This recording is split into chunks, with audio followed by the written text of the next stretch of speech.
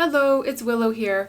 I am doing a video today on the things that have helped me to recover from Cipro poisoning.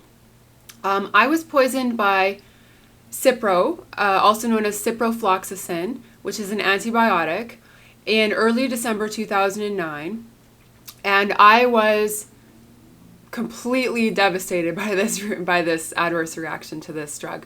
I was wiped right out. And so it's a little over 4 years in, heading to 4.5 years into my recovery process. And I have recovered quite substantially. Actually, night and day recovery from the first sort of year to 18 months after being poisoned by Cipro. But I still have side effects from this drug that I have to manage, and I have to be very careful with my health. So this is a video to hopefully help other people who are going through these adverse drug reactions. And I'm just going to talk about what helped me personally, okay? So this is my own personal story. You can apply what's useful to you and you can discard what isn't. Okay, so first of all, Cipro is from a variety of antibiotics called Fluoroquinolone antibiotics. And they're called Fluoroquinolone antibiotics because they have fluoride in them, a known toxin to human beings. There's also a variety called just quinolone antibiotics, and these are equally dangerous. Okay, so Cipro is produced by Bayer Corporation, ciprofloxacin, and it is one of the most popular fluoroquinolone antibiotics. Some of the other popular brand names are Levaquin and Avelox. Floxin is another one. Noroxin is another one. Basically, before you take any antibiotic, you should do some research to make sure that it is not a fluoroquinolone, because fluoroquinolone antibiotics have long-term debilitating side effects related to them. Okay, so these are recoveries that take in the years, in the decades, or sometimes they cause permanent damage that people do not recover from. There are literally people who have been put into wheelchairs because of these antibiotics, okay? So you go into your doctor with a minor infection, a minor health issue, and you leave, you take this prescribed drug, and you're left with a massive health issue, okay? Massive health problem that you are potentially going to be recovering from for a while to come, okay? Fluoroquinolone antibiotics should never be prescribed as a first-line antibiotic. So in other words, all safer alternatives should be tried before your doctor prescribes you and before your pharmacist dispenses to you a fluoroquinolone antibiotic.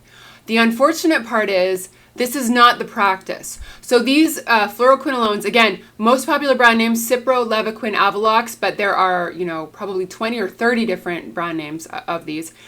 They are being prescribed, they're being erroneously prescribed as first-line antibiotics, and they are devastating people, okay? So if you're having one of these reactions, you're not necessarily going to have one of the most severe reactions. You're not necessarily going to be disabled over the long term by this reaction, but it's going to cause some issues. Some of the toxic side effects of these drugs are tendon rupture and tendon damage, connective tissue damage. So this drug basically attacks you in your connective tissue, in your tendons, and it literally starts to break down your body. So these are huge problems. There are people who have had multiple tendon ruptures, which require surgery. And then the problem is that because the connective tissues and the tendons are so damaged, they have a hard time repairing themselves, right? You have a hard time healing from them. Peripheral neuropathy, which is an inflammation of the nerves, which causes constant pain for people. Okay, so there are people who are in constant all over body pain because they took these drugs, okay? There are neurological effects and neurological problems, severe migraines, pressure headaches, vision problems, vision deterioration, eyes that no longer sort of are in sync, eyes that you have a difficult time turning in your head, light sensitivity, huge digestive issues, okay? So all of a sudden, food will be toxic to you. You won't be able to eat the same things. You won't be able to drink the same things as you once did. And it causes a major uproar in your digestive system. So all kinds of issues related to digestive problems. This causes, it basically also creates a sort of chemical psychosis and chemical depression in people as well. So the chemical psychosis is literally what it sounds like. You lose control of your emotions. You may start hallucinating. You may start hearing things. Just crazy. It's crazy, okay? Chemical depression, you will have suicidal thoughts. Constant suicidal thoughts are a symptom of this drug. So be careful, okay? If you're feeling suicidal, understand that this is a temporary thing, but it's a side effect of these drugs, okay? Morbid thoughts. So basically, you can't get your head off this terrible thing that's happened to you or is happening to you, right? Which is real. It is happening to you. But again, it's like it takes you on a downward spiral. So you can't get your mind off anything else. Depersonalization. So literally just feeling like you're no longer a human being. You're no longer a person. All you are is a chemical reaction that is making you feel like hell, okay? Tinnitus, so ringing in the ears. Anyway, I could go on and on and on with the number of side effects that are related to this, but suffice it to say they are potentially severe. And again, you should try every safer alternative before you try a fluoroquinolone. You should really only delve into fluoroquinolone territory if the infection is going to kill you, okay? And even then, you should know the potential side effects. These are also prescribed as eardrops and eye drops, so you have to be very careful there. And these are also being prescribed to children and in veterinary medicine. So widespread overprescription and irresponsible prescription of these drugs. Okay, so I'm going to go into now the list of the things that has helped me to recover. So when it first happened, I probably had about 30 or 40 symptoms going on all at once. It was a nightmare. My entire body felt poisoned. I was exhausted, just complete systemic devastation. My Achilles tendons and the tendons in my wrists were like mush. I wasn't able to walk. I wasn't able to support my weight on my Achilles tendons. So I had to walk around my apartment on my hands and knees, okay? So the first thing that you have to do is you have to assess what your degree of sickness is, right? There would have been no possibility of me going outside my home to work at a job at the degree of sickness that I was in. I had blinding migraines, like couldn't lift my head off the pillow, just unbearable pain, and visual hallucinations, tinnitus, again, nausea, couldn't eat. I lost 30 pounds in 1 month. Basically, it wasn't good. So you have to assess whether the good thing about me is that I was self-employed. So, I didn't have a life and a job that I had to give up because of this reaction, and a lot of people do. And that's part of the difficulty in the emotional and the psychological effects of this drug, is that, people have to give up their normal lives and accept a new normal. So restricting your activity is very important in the first little while, because in the first little while is when there's a really strong chance of tendon ruptures, okay? Because your tendons are potentially going to be mush, and you aren't necessarily going to even be aware of everything that's going on in your body. So restricting your activity, you may have to take a leave of absence for your job. You may have to consider giving up your job. And yes, I know financial difficulties are definitely part and parcel with these reactions, because some people are too sick to work. Okay, most people luckily don't have the most severe reactions, but some people do. So if you are a jogger, if you're a person who works out regularly, you need to stop doing that, okay? You need to stop doing that until you can sort of assess what degree of reaction you're having. Because again, tendon ruptures can happen somewhat out of the blue with these reactions, and they can happen even years down the road. That's the scary part, okay? The second thing is rest and sleep. Okay, rest and sleep are very, very important, and you're going to need more rest and sleep than most people need, okay? And the thing is that you're just going to have to listen to your body, and you're going to have to allow yourself to have little breaks during the day, little rest breaks, take a nap, sleep longer at night. You need this time for your body to regenerate and repair itself, okay? Probably the biggest thing that helped me was changing my diet radically, okay?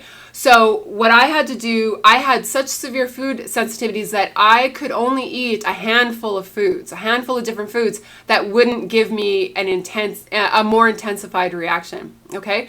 So what you may have to do is scale your diet right back to pure, whole, organic foods. And I know what everyone's gonna say, oh, I can't afford organic, I can't be bothered. Well, I'm telling you what helps me. And chemical pesticides, GMOs, all of those types of things, those are not going to help your body repair itself, okay? So you have to scale back, buy less food, and buy better quality food, okay?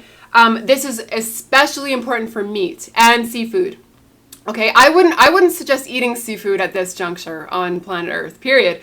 But conventionally farmed meat and seafood are often pumped full of antibiotics, hormones, all kinds of stuff that will react with you, okay? So if nothing else, you need to buy organic meat and organic eggs and organic dairy if you're going to eat those things, okay? I actually didn't eat organic dairy. I did eat a little bit of cheese. That's the only thing that I really ate of the dairy spectrum. I didn't drink milk or any of the other things, but basically you have to gauge what foods are making your body react in a worse way and what foods can your body tolerate, okay? So my diet consisted of, after I could start eating food, for a while I was basically just eating vegetable broth, organic vegetable broth, and the odd kind of, plate of rice and what have you. Once I could eat a little bit more food, what I ate was wheat. In the morning I'd eat wheat toast, fried eggs, and avocado, and a couple slices of mozzarella cheese. That was my breakfast, and I basically ate that fairly regularly. And then at night I would eat, again, brown rice and vegetable broth, or brown rice and vegetables, organic vegetables, or sometimes a piece of organic meat, chicken, or decreasing your red meat intake is also important just because of the acidity, and I'll talk about that a little bit later. Okay, so pure, whole, organic foods, strip it right back, okay? Strip it right back to the basics. No refined sugar. That is a killer for this type of reaction, okay? It will intensify your reaction. No alcohol, okay? That's another trigger substance when you're having an adverse reaction to fluoroquinolones. No caffeine, and especially no coffee. And I made that mistake. A couple weeks in, I thought, oh, you know what make me feel better? If I kind of trudge down to the corner store and get myself a coffee. Woo, bad idea. Because it basically just, your whole body is inflamed by this coffee, by this caffeine. No processed foods either, okay? So basically you're eliminating anything that isn't, again, an organic whole food. All of these things are triggers for fluoroquinolone, and weird foods are triggers as well, okay? And you're going to have to sort of figure this out. You're going to have to listen to your body. Apparently grapefruit is bad trigger food. I ate chickpea chili that I would generally make and eat just fine, and that triggered. So I'm not sure whether it was the tomatoes, which are a nightshade, which can potentially cause inflammation problems, or whether it was the chickpeas. Again, you sort of have to go back to basics and then just add in foods one by one and see which foods are see which foods you can tolerate. Pure water, that is very, very important. So again, the best thing for you to do during this reaction is to drink only water. So don't drink anything else. Don't drink alcohol, don't drink coffee, don't drink really anything else. You can drink a little bit of maybe herbal tea, but again, herbs sometimes throw you off too. The important thing is to drink water that doesn't have fluoride in it and doesn't have any other chemicals, so no chlorine. The problem is also that our water supply is often contaminated by antibiotics, because antibiotics are so overprescribed currently that it's finding its way, it leaves our body and it's finding our way into the water supply. So you want to avoid any exposure to antibiotics, okay? So what I had to do, and believe me, I was not a person who believed in buying water, okay? Buying water was basically, it just seemed ludicrous to me. But what I had to do was I had to start buying spring water and having it delivered to my home, because the water, again, the fluoride in the water and the fluoroquinolone antibiotic, not a good combination. So I would suggest either spring water or reverse osmosis water with minerals added back into it. That's what you should be drinking. And again, basically, you should be drinking only water. You can drink maybe a little bit of fruit juice, not grapefruit juice, but a little bit of fruit juice. Again, you're gauging what your body can tolerate. Herbal medicine. So I went to a naturopath, and she gave me a herbal regime. And again, that's expensive. I know it is. But even if you can do it for the first little while, when you're having the worst, right, the worst of the reaction, it can definitely support you, right? If you go to someone who knows what they're doing. So I was put on kind of a few different herbs, but I know that B vitamins were involved, folic acid was involved. Then I added in calcium, magnesium, fish oil. She gave me something that was a support to your collagen, so that sort of helped to get the healing process underway. Basically, I wouldn't suggest any one set herbal regimen, but I would suggest supportive herbs, right? And I would suggest if you have access to a naturopath or a herbologist, see someone and just see what they would recommend for you. Again, this is going to be out-of-pocket stuff, right? But your health has to come first when you're having this type of a reaction. The other important thing is to keep your pH balanced, okay? So to keep your body, so the pH balance in your body goes from acid to alkaline, okay? And you want to keep it at about 7.3. That's considered the perfect pH balance in the human body. And that's also the balance where your body can heal, okay? So if you are too acidic, your body can't heal. If you're too acidic, that's also where cancer starts to grow, right? Cancer starts to take root. So you want to alkalize your body so that your body can heal and your body can stay balanced, period, right? So you can get these little strips at the drugstore. Actually, probably at the health food store, but potentially at the drugstore. And you take a little strip and you either spit on it or you urinate on it, and you test it with the color that it is, okay? And so where we want to be is kind of right here, around the 7.3 area. And the way to keep your body alkaline is to eat alkaline foods and to eliminate or limit acidic foods. Okay, well, what are acidic foods? Red meat is a huge one, okay? So you want to limit your red meat intake, and you want to monitor it when you are eating it just to see how your body's doing. Exactly what I said: alcohol, refined sugar, processed food, these types of things. These are all acidic foods, okay? Dairy and meat products and eggs, period, are acidic. And so I did eat a lot of eggs, but I wasn't eating a lot of meat, and especially not a lot of red meat. And again, I wasn't drinking alcohol, I wasn't eating sugar, those kinds of things. So you can kind of play around with it a little bit, right? You don't want to cut yourself back so severely that you're just like absolutely depressed, right? You have to be able to give yourself a few little treats, a few little things that you enjoy, right, in your day-to-day life. But again, you're working for that balanced pH. basically, the other thing that helps is to understand that you are not alone in having this reaction, okay? There are millions and millions and millions of people who have been injured and even killed by the irresponsible prescription of pharmaceuticals, okay? There are zillions of pharmaceuticals, new generation pharmaceuticals on the market that should not be on the market, okay? And at the very least, they should not be being prescribed as widely as flippantly as they are currently being prescribed, okay? So this is going to start a new era of you being much more vigilant about what you put into your body. And that actually leads into another good point, which is that I didn't take any other pharmaceuticals. I actually divorced myself completely from the mainstream medical establishment, because what I found was that doctors weren't believing me when I was telling them the type of reaction I was having, and there was no prescribed treatment for this. Okay, there is no prescribed treatment that I know of that is widely available. There are certain doctors who are working on this, which is great. So the alternative health scene, the herbal health scene, is what ended up helping me.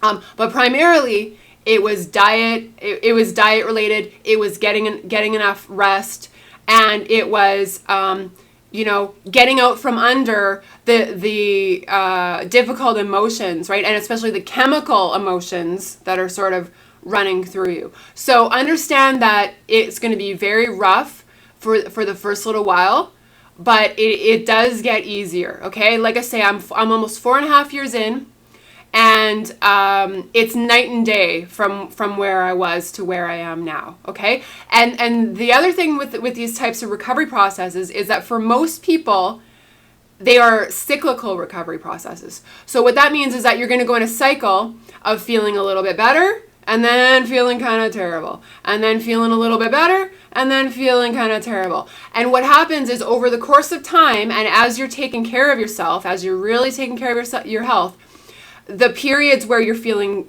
pretty good get longer, and the periods where you're feeling crappy get shorter, okay? The other thing that has happened with me is over the past year, I was feeling a little bit better, and I started trying to reintroduce some of these things that I had not been ingesting, okay? So I started eating, a few plain chips, like those kettle-cooked kind of hippie chips every once in a while. I would eat a little bit of candy here and there. I'd drink a little bit of alcohol. I'd drink a little bit of coffee.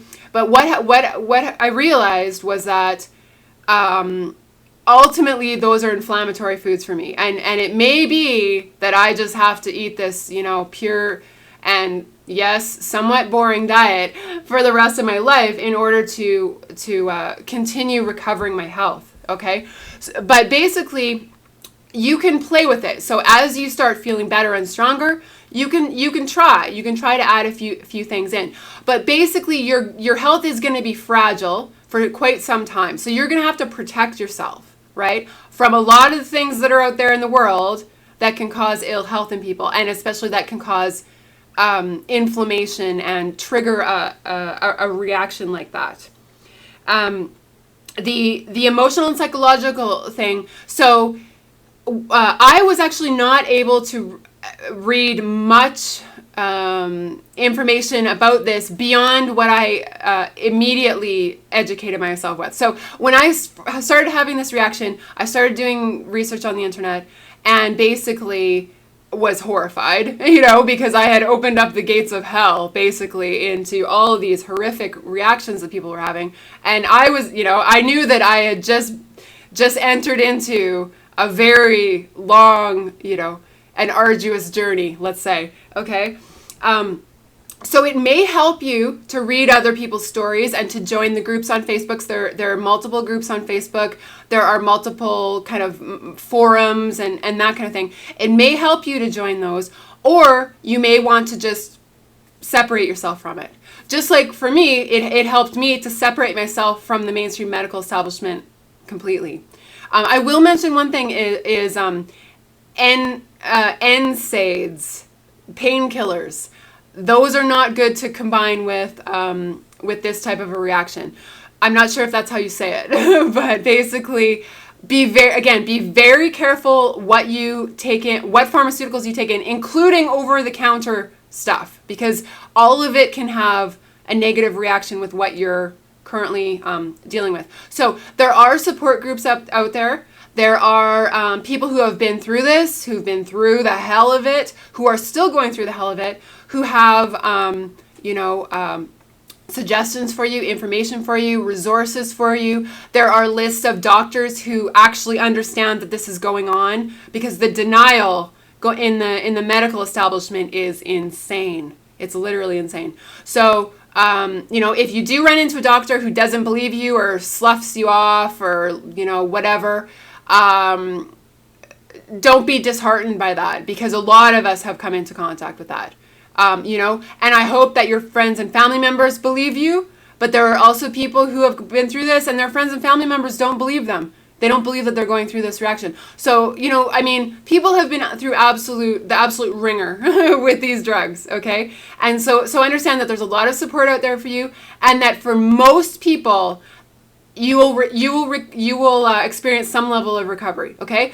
So most people, I would say, probably do have a pretty close to a full recovery. So they are pretty much symptom free, right, over a certain period of time.